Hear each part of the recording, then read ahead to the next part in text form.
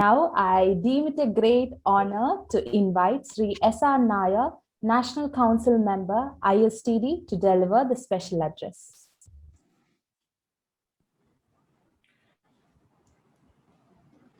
Chairman of the meeting and Chairman of ISTD Kochi chapter, Professor Sakriya, the most venerated, the real repository of knowledge and wisdom, Mr. Sri Vedagopal Singh Govind, uh, Mr. Sri Ramkuti Warrior sir, one of the most humblest of administrators of an educational institution that I had ever come across. The most efficient too. Yeah, absolutely. Humblest and efficient administrative institution that I've ever come across. Professor Rajagopal Nair, with whom I have had a very long association. My dear Anita Chauhan, you have really, actually, you have lighted up the whole thing now. Now we'll find it very difficult to contain them actually. So, dear Anita, my dear professors, teachers, my ISTDians, our office bearers, and my dear students. 3 wonderful speeches you have heard. Okay, one Professor Sakriya. The other was a real motivatory, inspiring speech, a heart-touching from the heart from Madam Anita Chauhan. And another pearls of wisdom emanating out of Sri Venugopal Singh Govind. Actually, we should have stopped the meeting here and now because you know normally a human brain doesn't have the ability to really do too much of churning.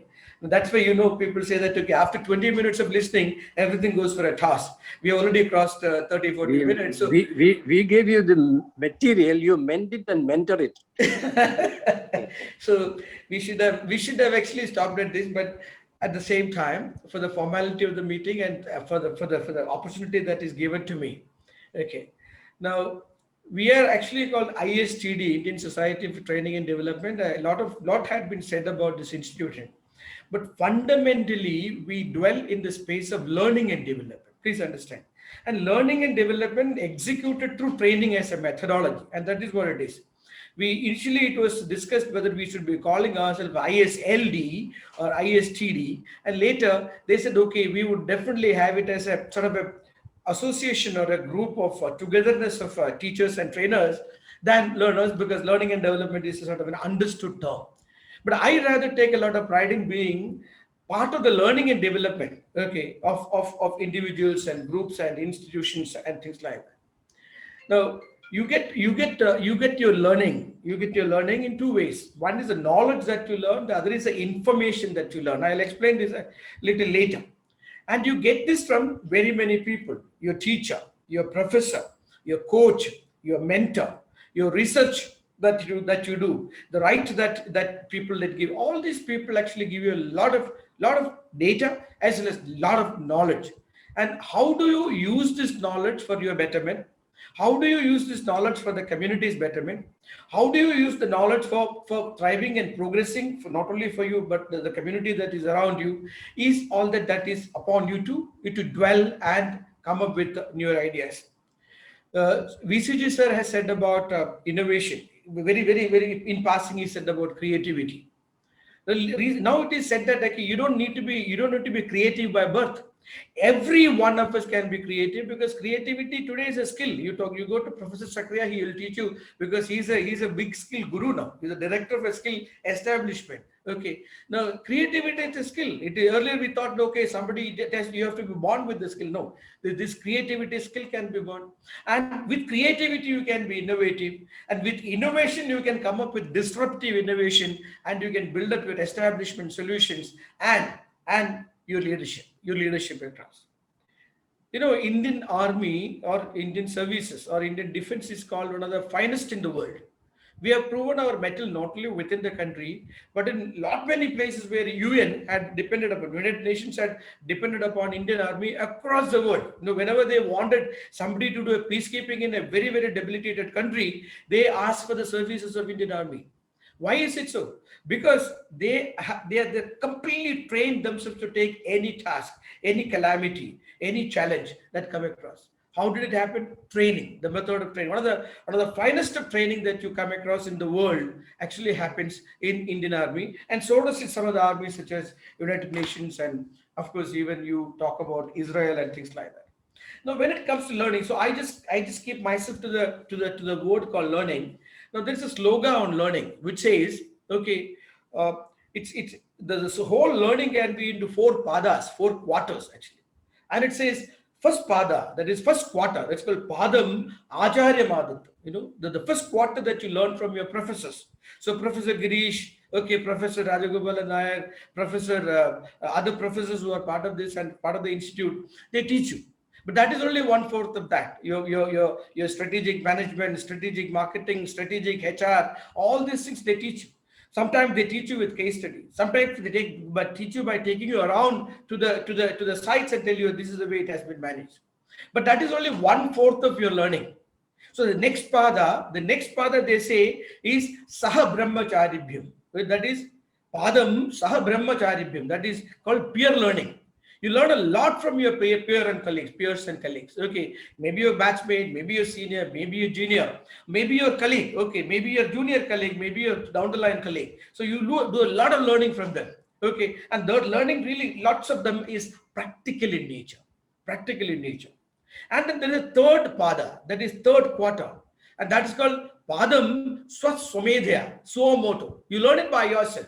You see it, you acquire it, you absorb it, you reflect it, you manan karo, you learn it yourself. You learn all these things. So that is the three-fourth of the one-fourth of the learning. And the last it says Padam Kalakramena. The last learning of that one quarter that you learn with time. The time teaches us a lot of things. So this learning that you acquire has certain level of challenges that we are now coming across, particularly during this COVID time. Institutions, industries, world economy and finances, everything is in doldrums. You have seen many countries, many states and many establishments are finding it difficult to even survive and sustain. So now what will happen now, it is being said now that we are actually, everything that we do has become a new normal. Professor Girish said, I haven't seen my students, but I have been teaching them for the last 12 months. I may not be teaching them in another 12 months as well. In fact, I was talked the same with IIM. They said, there's two batches actually, this year's batch including, two batches will not even see the campus. They may see the campus for the sake of it, but IIM Kozhikode, they will come out of the campus without even seeing the campus. Similarly, they may not be even seeing the campus of BRI, Bhavans Royal Institute of Management. But so what happens to them? They are actually going through a new normal of learning. Now, initially, as soon as the COVID came, we went into e-learning, electronic learning. Now, what will happen in the future? Will we all go back to the campus? Chances are less. We will continue with something called blended learning. That's called, you call it hybrid learning or you call it mixed learning style. Okay, so that learning you will come. So we are actually now going through a lot of new norm, electronic commerce, ultra local delivery. Okay, electronic learning, electronic governance, a lot of things that we have been doing in the last 18 months or so has been new. This is called new normals. And in the new normals, a lot of unlearning and relearning has to happen. A lot of unlearning. You must have said, okay, I've got a degree. All of us say that MBA. What a wonderful qualification is that. Master in Business Administration. Everything included. Now you call it Master of Business Administration from Cochin University of Science and Technology. That's what you get actually. The students of this institution. Bhavans Royal Institute. So long a one. But this, you must have learned a lot of case study. You must have understood a lot of situation. But when you go out there, a lot of learning that you have to do from your peer, a lot of learning that you have to learn by yourself, okay, in which this is called lifelong learning. I call it triple L, lifelong learning. And in this lifelong learning, there's a lot of unlearning to do and there's a lot of learning to do. And I am always very enamored by the motto of Bharatiya Vidya Bhavan. It says, Ano Bhadra, Kratuvo Yentu Vishuddha. That is only part of the stanza. It goes further. And it says, let noble thoughts come from every side, from all over, from everywhere. So now that is the institution that you're studying. And they have now signed up with the Indian Society for Training and Development, which is actually dwelling in the part of learning. Okay. And therefore, this will give you a lot of opportunity, because I'm not going to get into what are the benefits. The benefits have been immensely explained by Professor Dr. Sakriya, Madam Anita Chauhan, and VCG sir. Now that it has been informed to you, I really do not want to repeat what they said. But what I'm saying is that learning is the key, and that learning how to happen, and how do you undertake the learning in the tumultuous days, how do you actually re-engineer and reinvent yourself after the tumultuous times, etc., is a very, very critical importance. Okay, and in all these things, what VCG sir has said, creativity is an element that can see you through, and creativity as a skill can be learned, and you can acquire it, and you indulge in it with the help of lots of people. And for instance, in ISTD, we have wonderful professors, we have wonderful corporate honchos, we have wonderful corporate trainers, and we have a lot of other people being part of governance and part of government and many other institutions. So please avail this opportunity. Okay, excuse us out. That's what I always say. They come and excuse us out. Take the best out of us. Okay, and you know what she has said, Anita. She said, okay, let me know when you're in Kota next.